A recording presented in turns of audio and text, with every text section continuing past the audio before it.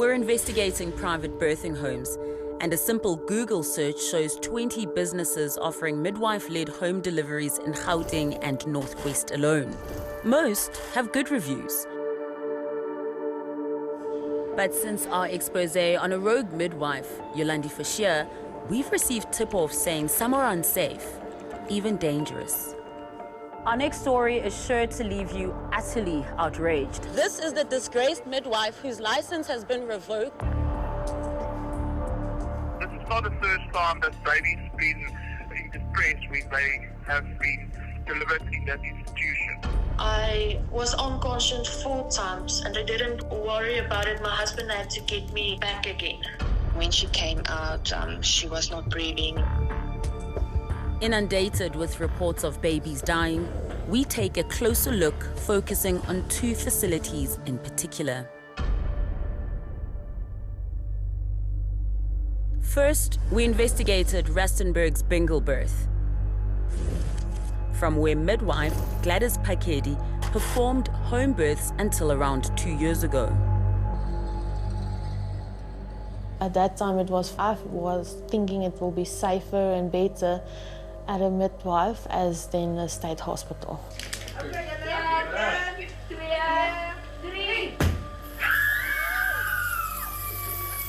Annika Eustace's first pregnancy had been a healthy one, and her doctor cleared her for a midwife-led delivery. Ah, dis baba. Yes, When her water broke in late December 2021, Annika went to the birth house.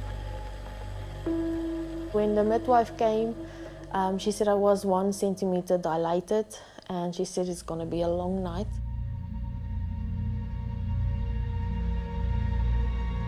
"24 hours since Annika's water had broken, her labor hadn't progressed. As there was an increased risk of infection for the mother and baby, Pedi should have followed established protocols and taken Annika to the hospital. Instead, Pedi put her on a drip, saying it would help with her low iron. Within an hour, her labor had ramped up dramatically. So then they put me in the water. They said I was 4 centimeters dilated. And then she checked again, she said I'm 8 centimeters.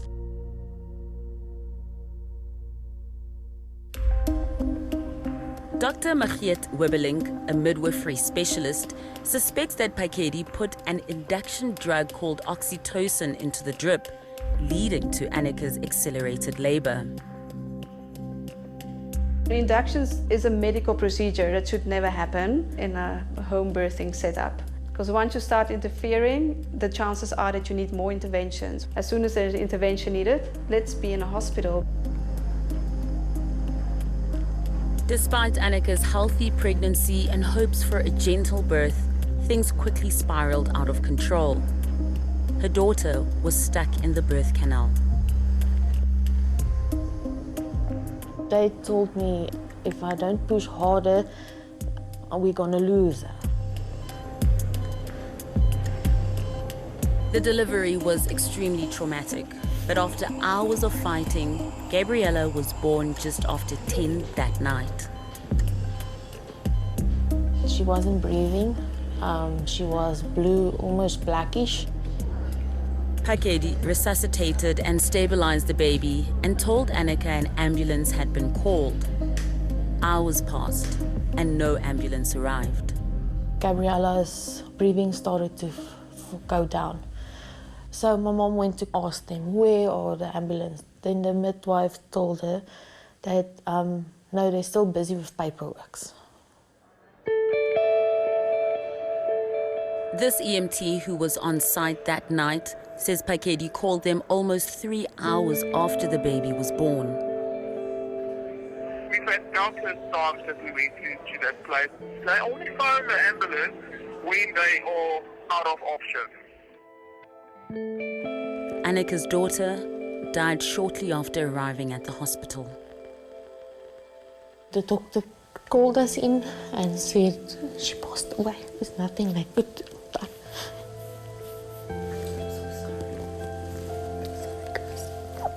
An autopsy found evidence of acute oxygen deprivation as well as an injury to the baby's head. Pedi had used her hands to try and pull out the baby.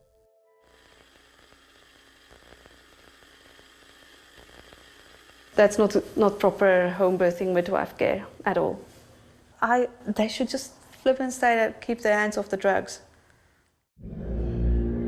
Our investigation led us to another mother who in 2017 had allegedly been given induction drugs to speed up labor and lost her baby at Pedi's practice. Her name is 𝗀𝗵𝗶𝘀. Thanks for taking my call, Lucinda. Can you walk us through the delivery? She said to me that she feels the baby measure is too big and she doesn't want me to struggle. That was the Thursday. I need to come in the Friday for induction.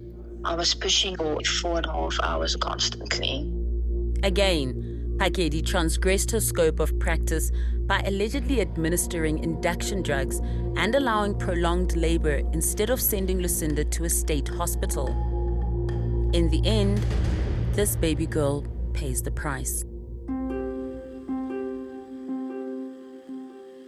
When she came out, she was not breathing, and when the paramedic arrived, they said they couldn't even start with CPR because she has already passed away.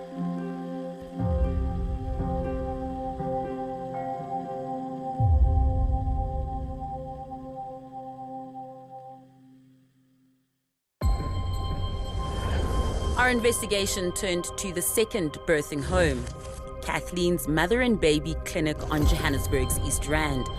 It's owned by midwife Kathleen Fanhiran. The first time Blake kicked was the weirdest feeling in the world. It feels like butterflies. There's your son forming into a human body, telling you, Mommy, I'm here. Dominic Vandenberg's first pregnancy had been easy, and she looked forward to seeing the baby she'd carried for 9 months. But a week before her due date, she felt off. Yet each time she went to the birthing home, she was told she was fine and sent home.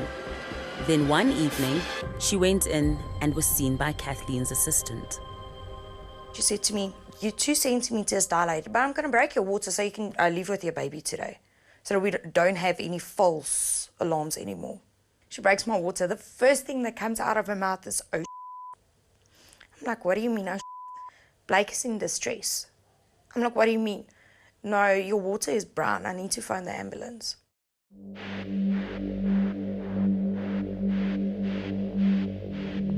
The baby had passed its meconium in the amniotic fluid, which is a sign of distress.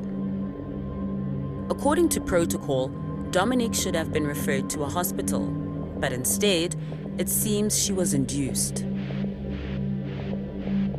An hour later, she said to me, "I'm going to give you a tablet, half a tablet now, drink it now, and then 10-20 minutes I'll give you the other half. It's just to help you get your contractions faster and get you to dilate faster because of Blake being in distress." This appears to suggest the administering of the induction drug called cytotec. Again, something midwives are not allowed to do in a home birth setup, as it is extremely dangerous. It overstimulates the uterus, giving no space for the baby to breathe. Eventually, I started getting more and more contractions. As it went on, every time Blake's heartbeat went under a certain beat, the machine went off. According to Dominic's mother, the baby's heart rate dropped and he was clearly in distress. She insisted they go to the hospital. But Kathleen argued they would need to pay 220,000 rand to the hospital up front.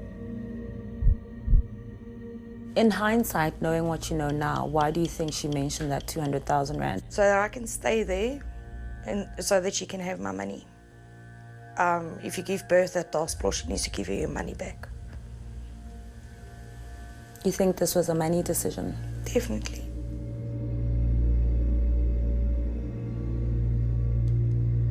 Aware of the dangers of induction drugs, it was hard to understand why these midwives, the custodians of safe and sacred births, acted as they did. Could it be about the money?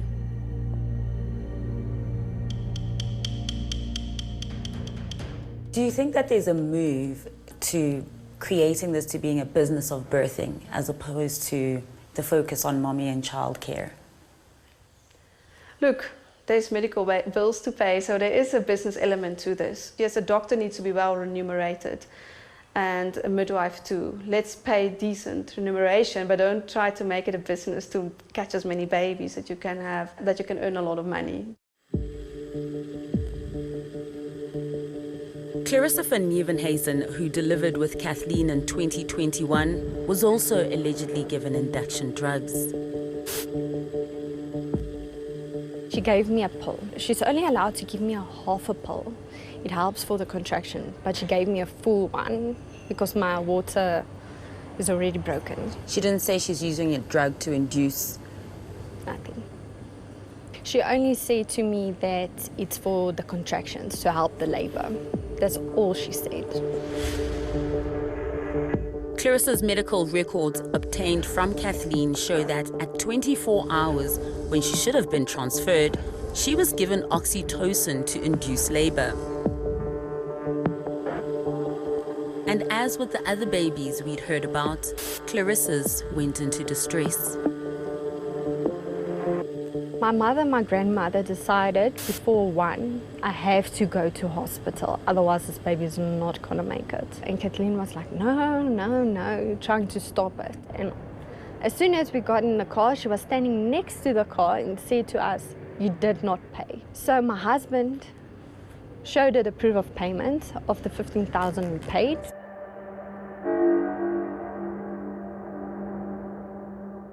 As soon as we got to the hospital, the nurse told me your baby is in distress. And the doctor said, if you were 30 minutes late, your baby would have died. 𝗀𝗃𝗏𝗀's son, Carlton, was safely delivered via emergency C-section.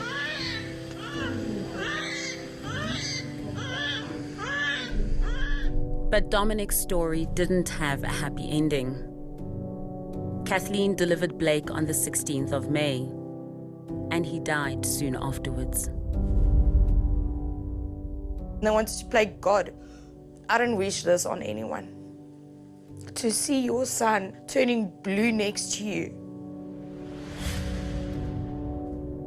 The autopsy report made various findings in keeping with acute asphyxia, or a lack of oxygen. We emailed Kathleen, but she refused to speak to us, citing legal reasons. Unwilling to leave it there, we went to her birthing home, but again, she refused to talk to us. So we tried calling. Kathleen told us to approach the South African Nursing Council, the regulatory body for midwives, for answers. We've got evidence, Kathleen, that shows that you're using induction drugs to speed up labor. That also, in one of the cases, that you also delay transfers. But wouldn't this bother you as a midwife? Kathleen? She's gone. They say it gets easy. Sometimes you relive it, like you're in that moment again. And that is the worst.